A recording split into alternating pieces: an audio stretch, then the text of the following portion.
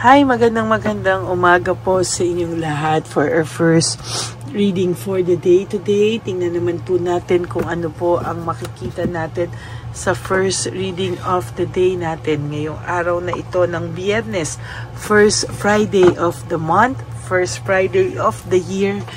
At talagang tingnan po natin kung ano po ang mensahe para sa inyo sa araw na ito. No? A very, very powerful day for our tarot card reading. So, tingnan po natin and sana po makita natin at talagang maibigay natin sa inyo kung ano talaga ang mensahe na para sa inyo ngayong araw na ito. But I hope and I really hope po na napanood nyo na po yung first, second, and third reading kahapon and the second day of the incenso bago nyo po ito laktawan at bago po kayo lumaktaw dito, no, kailangan po ay napanood nyo na po yung first, second, and third reading at yung bonus reading po natin kagabi na nilabas ko, no, bago po ako matulog. And ngayon po ay bubuksan natin ito.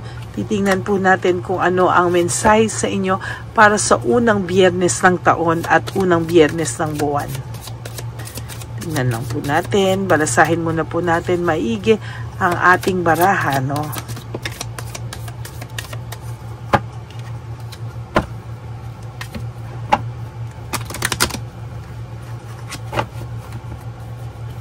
Pili po tayo ng 26 cards.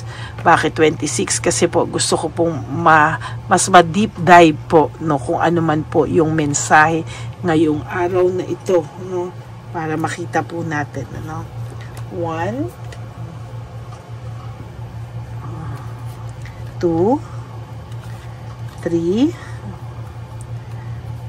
4, 5, 6, 7, 8, 9, 10, 11, 12, 13, 14, 15, 16, 17, 18, 19, and 20. Pili pa po tayo ng 6, 21, 22, 23, 24, 25, and 26. Tanggalin muna po natin yung dami ng barahang hindi natin napili.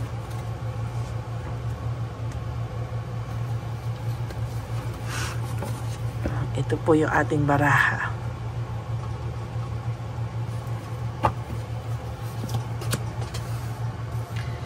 Okay. Sa dami po ng sakit na ibinigay niya sa'yo, sa dami po ng mga pangloloko, pagsisinungaling niya sa'yo, at sa dinami-dami po ng mga bagay na nakasakit sa iyo, magbabaliktad po ang inyong mundo. No? Lahat po ng pangsasaksak ng ginawa niya sa iyo, kasinungalingan, panloloko, at lahat-lahat na po ay babalik sa kanya. Magkakapalit po kayo ng mundo at siya po ang makakaramdam ng lahat ng yan.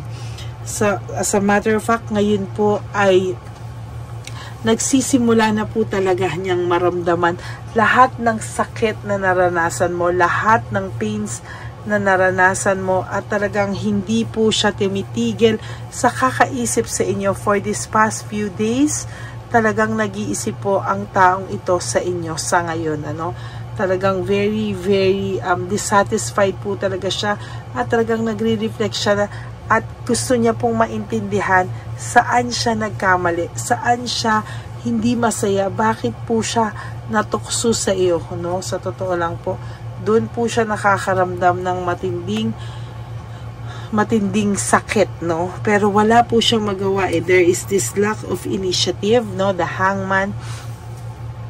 hindi niya po maintindihan kung bakit daw po siya nasasaktan, kung bakit daw po hanggang ngayon ay wala raw po siyang maramdaman sa'yo na parang alam niya pong nagalit ka, alam niya po na lahat ay talagang nangyari ang mga bagay-bagay na ito, pero bakit daw po hanggang ngayon ay nananatili yung mga magagandang alaala mo sa kanya, no? As a matter of fact, hindi niya po akalain na maiisip niya pa lahat ng magagandang alaala nyo sa isa't isa, no? Na nagre-retain sa kanya lahat po ng mga alaala ng kahapon ay dala-dala niya po. Hindi niya alam bakit hindi niya makuhang gumawa ng paraan para kayo ay maayos, no? Bakit daw po ba niya ito nagagawang talikuran yung mga ganitong magandang relasyon, no, na hindi niya sinasadya, para pong gusto niyang lumayo, gusto niya pong magtago, no? As a matter of fact, gusto niya po lahat na hindi po maramdaman lahat ng emotions na to. Pero sa totoo lang po, sasabihin ko po sa inyo yung totoo, ito pong taong ito talaga ay nakakaramdam ng matinding pag-iisip, pagre-reflect talaga sa ngayon. Yan, no? Bakit daw po parang gusto niya lumayo? Alam niya po na siya ang gumawa niyan sa sarili niya. Kaya handa na po siya kung ano man po ang mangyari, no? Kung halimbawa siya po ay nakakaramdam ng mga matitinding karma, sa totoo lang po, hinahanda niya po yung sarili niya, kasi ang pakiramdam niya po, deserve niya daw po lahat ng ito. At sa nakikita niya po ay talagang may kasalanan po siya sa nangyari, no? Pero isa po siya sa mga, medyo sasabihin ko po yung totoo sa inyo, ha, medyo mataas po talaga, di ba, ang pride nito. Kaya minsan hindi niya po maamin-amin sa'yo, pero nasasaktan po siya sa mga nangyayari, no? Talagang nasasaktan po siya, at minsan talagang tinitiis niya lang po talaga yung mga pangyayaring ito sa buhay niya, no? Ano to? Hindi ko makita. Ito po. There is anxiety, trauma, and hopelessness, no? Ang taong pong ito ngayon ay nakakaramdam ng sobrang emptiness, no? Sobra po siyang nakakaramdam ng anxiety, ng trauma, no? Hindi niya po mabigkas talaga sa mga labi niya ang paghingi ng tawad sa iyo. Pero sasabihin ko po ang totoo sa iyo, siya po ay nanghihingi ng tawad sa iyo through his mental telepathy, no? Kaya minsan po nagigising ka ng madaling araw, nagigising ka o naaaligaga ka, pakiramdam mo po ay para kang hindi na makabalik sa tulog, no? Antok na antok ka, pero hindi ka na po madalaw ng antok. Yan po kasi ay talagang hindi ka po talaga hindi niya po maintindihan bakit kanya naiisip, at hindi ka po niya talaga maintindihan bakit daw ba kailangan pumasok ka ng pumasok sa isipan nitong taong to, na talagang ang pakiramdam niya po is ayan, no? Parang pakiramdam niya nasasaktan siya na hindi niya alam, no? Lahat po ng emotions mo parang nabaliktad daw, no? Lahat siya na po ang nakakaramdam sa ngayon, ano? Lahat ng mga sakit na binigay niya sa iyo, nagtataka siya bakit sa kanya na, no? Nagkabaliktad na ang inyong mundo, siya na ang nakakaramdam ng mga sakit na binigay niya sa iyo noon. Nabaliktad.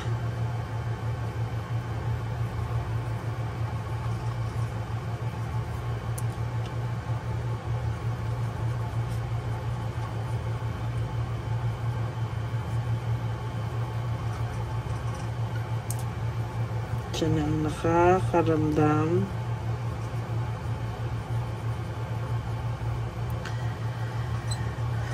ng sakit na dinulot na binigay niya sa iyo.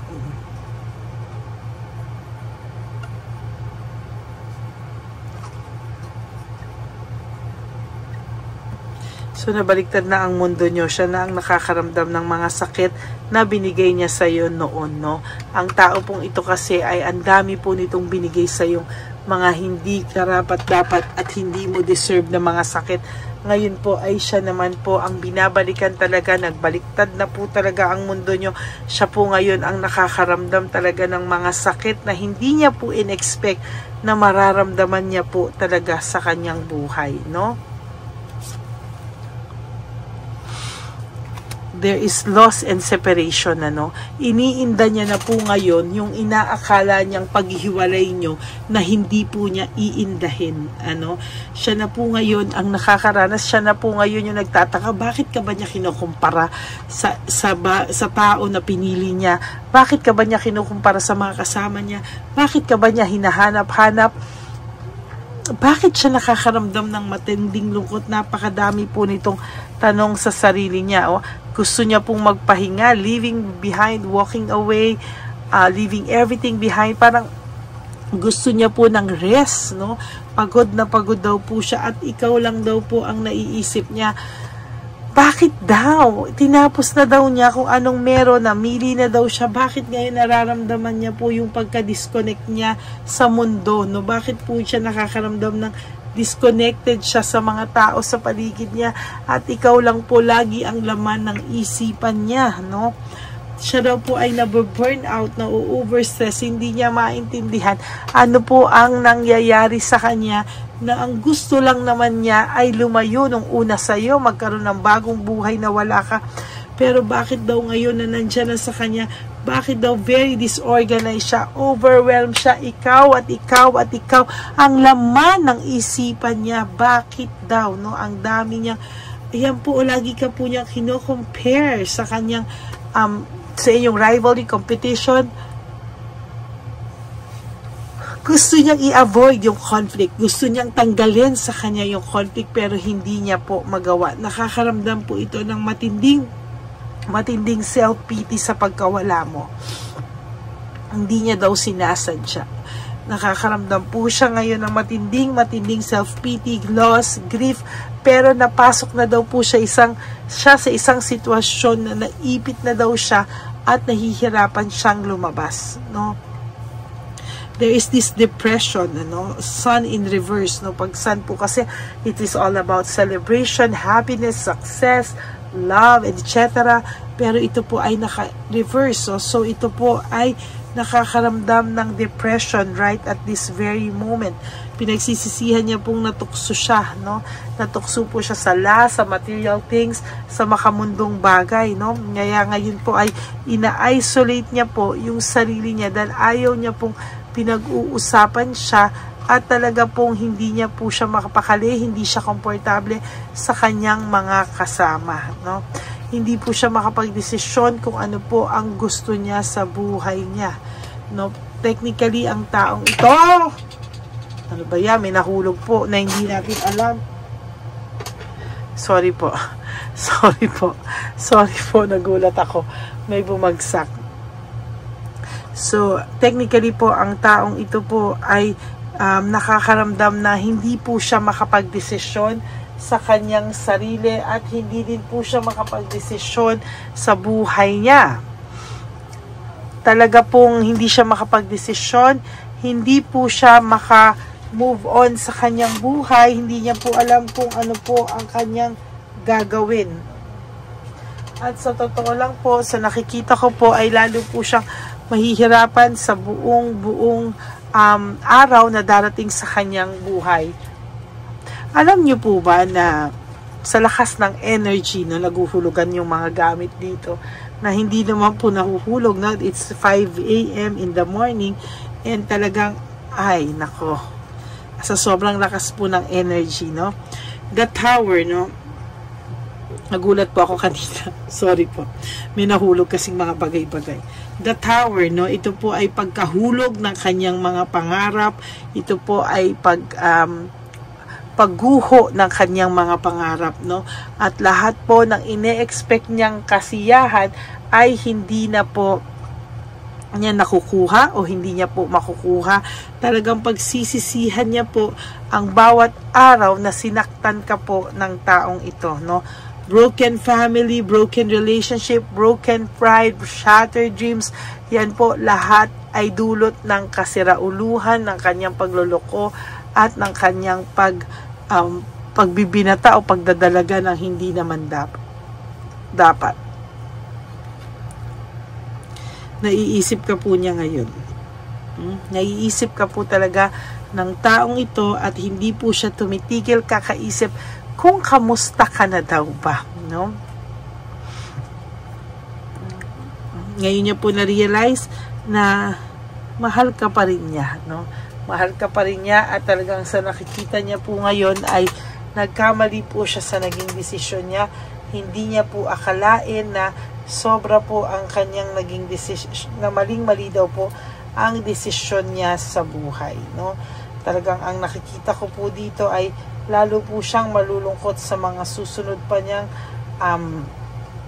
lalo po siyang malulungkot sa mga susunod na kaganapan po sa kanyang buhay, no?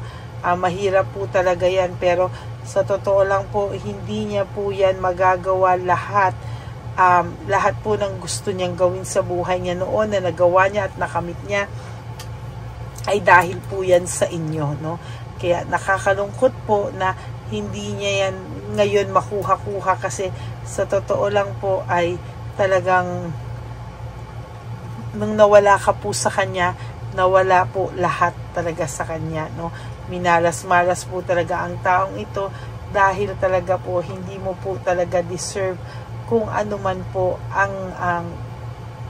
kung ano man po dito yung mga nangyayari sa kanya ngayon, no? Ay deserve niya po yan, kasi hindi mo po deserve lokohin lamang, no? Talagang yan po ang pinakamatinding nakikita ko sa ngayon, ano? Napakasakla po ng mga pangyayari sa buhay niya.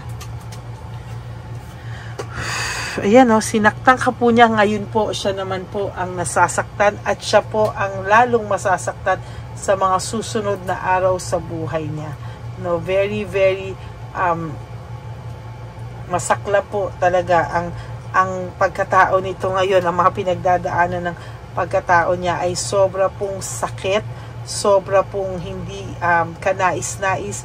Kaya po ang sasabihin ko po sa inyo talaga ngayon is somehow ay may pagsisisi po itong taong ito, at talagang hindi niya po aakalain, ano, sa mga susunod na darating sa buhay niya na siya pala yung masasaktan sa paghihiwalay nyo, na siya pala yung kahit papano ay siya pala yung makakaramdam ng matinding pain sa lahat ng nangyayari sa kanya sa ngayon, no? Ikaw po ay lalong makaka-move on sa mga susunod na pagkakataon. You will have will, power, inspiration, and desire to change your destiny, na alam mong hindi mo deserve ang masaktan, kaya ikaw po ay magbabago po, no? Siya po ay mananatili sa mixed emotions at talagang hindi po ito gagaling hanggang hindi niya po tinatanggap sa sarili niya ang kamalian. Sa iyo po ay magkakaroon ka po ng end of phase, the world, no? End of phase, pagtatapos po ng bawat sakit sa buhay mo, at magsisimula naman po ang mga bagong sakit sa kanya naman po, no? Magkakaroon po siya ng mga pagdadaan ng problema. Ikaw po ay tapos na sa sakit na nararamdaman mo. Siya naman po ang makakaramdam ng mga sakit na binigay niya sa iyo na hindi niya po aakalain na mararamdaman niya. Yan po ang ating first reading of the day today, Friday. A very, very full, powerful and meaningful na baraha ngayong araw ng Biyernes. Thank you so much po, Divine Universe, Gods and Goddesses. Maraming pong salamat, Papa Jesus, sa lahat ng mga mensahe na ito para po sa ating mga listeners sa ngayon, no? Maraming salamat po sa lahat sa inyo. And for those of you who would like to have a private reading with me, you can message me po at Lady Lee Elena. That's Ladyly Elena. Nasa dulo po yan na ating video. Diyan nyo lang po ako makokontak. That's my official and only legit FB account, no? Nandyan din po ang FB account ng ating scammer na Lady Elena, na kung saan ay patuloy po na nang-i-scam ng ating mga subscribers, at patuloy po talaga na talaga po siya ay nanghihingi ng dollars. Siya po ay nagpapabayad through PayPal, no? Kaya wag po kayo magpapauto, at lalong-lalo na po wala po akong sinisend na link na kung gusto nyo po akong makita, ay may isasend akong link at makikita nyo na po ako. Hindi po totoo yun. Yun po ay scammer, no? Yun po ang ating tinatawag na scammer, no? Talagang hindi po yun, ang hahak lang po yun. Kaya wag na wag po kayong maniniwala sa mga taong katulad niya, okay? Kaya kailangan po ay maging matatag kayo at wag na wag nyo pong iisipin ito, no, na talagang yan po yung mga masasaklap, no, na talagang iniisip po nila, no, kung ano daw po ang mga pwede nilang pagkakitaan, no. Kaya mag-iingat po kayong lahat para hindi po kayo ma-scam, okay? Maraming salamat po sa inyong lahat. And paki-report nyo na po yan sa kanyang messenger, and pa-report nyo na rin po yung kanyang FB, okay? Maraming salamat po sa inyong lahat. And sa akin naman po mga ever loyal, solid and faithful na Lady Elena family, I love you all from the bottom of my heart. Mahal na mahal ko po kayong lahat. At talaga pong nagpapasalamat po ako, lalo na po sa lahat ng mga hindi po nag-i-skip ng ads, no? Maraming salamat po sa inyong lahat. And alam ko po na tulong nyo na po yan sa ating mga street elderly, lalo na po nalalapit na po ang ating, nag-iipon na po tayo para po sa ating One Love a Day Summer Edition for our dear lolos and lolas. At lagi ko pong bilin sa inyo, tandaan nyo po, is just to live one day at a time. Do 3 things that will make you happy for today. Prioritize yourself. Enjoy, no? Enjoy life. Have a balanced life po, mga kapatid. And sa nakikita ko po naman ngayon ay makaka-move on po kayo sa mga susunod pong araw sa buhay nyo. Huwag kayong mag-alala. Just continue to love yourself because self-love is still the best love of all, no? Bonus na lang po yan kung meron kayong taong makikita, mamahalin kayo ng totoo at tapat, no? Very bonus po yan talaga. Pero tayo po dapat ang magmamahal sa ating mga sarili. And of course, ano pa po ba ang dapat nating intindihin? Life is so short. Don't make it shorter by stressing yourself from all the pains and heartaches na binigay sa inyo na kahapon. Just surrender everything to the divine universe and just let go and let God write your life and love story. No, ako po ay magbabalik para sa second reading of the day. I hope na naka-resonate po kayo, and if you do, can you please give me a like and comment down below para naman po malaman natin kung ano naman po ang inyong nasa isipin. Okay? Maraming salamat po sa inyo. Sana po ay napanood nyo na po ang first, second, third at lalo na po yung fourth reading na binasa ko po kagabi at in-upload ko po sa inyong lahat. Sana po ay nabasa nyo na yan at bago po kayo tumalon dito sa first reading of the day. Okay? Maraming salamat po and God bless you all. Bye-bye! Magandang gabi po ulit sa inyong lahat. Ako po ay muling nagpapaalala sa inyo na mayroon pong lumalabas sa FB at Messenger account na fake account po, no, nang hihingi po ng $25 through PayPal at hindi po yan totoo. Huwag po kayong maniwala dyan. At pag sinabi mo po na gusto ko pong marinig ang boses nyo or makita kayo, ang sasabihin po ay magbibigay kami ng link. Buksan mo yan at pagkatapos ay makikita mo ako. Huwag po kayong maniniwala dahil yan po ay hindi totoo. Yan po ay isang malaking scam na pag binuksan nyo po ay mahahack po lahat sa inyo. Mahahack po ang inyong mga personal details. Lahat ay mahahack. Ako po ay nalulungkot na ito po ay nangyari, ngunit sa talagang may mga tao pong masasama at may mga tao po talagang hindi makatiis na hindi gumawa ng masama sa ibang tao. Pero maging aware po sana kayo, tulungan nyo po ako, i-report po natin yung fake na yan at sa FB para siya po ay mawala na at wala na po siyang mabiktima pa. No? Nandyan po lahat ng details at maraming salamat po sa inyong lahat. Maraming salamat po sa inyong lahat at mag-iingat po kayo.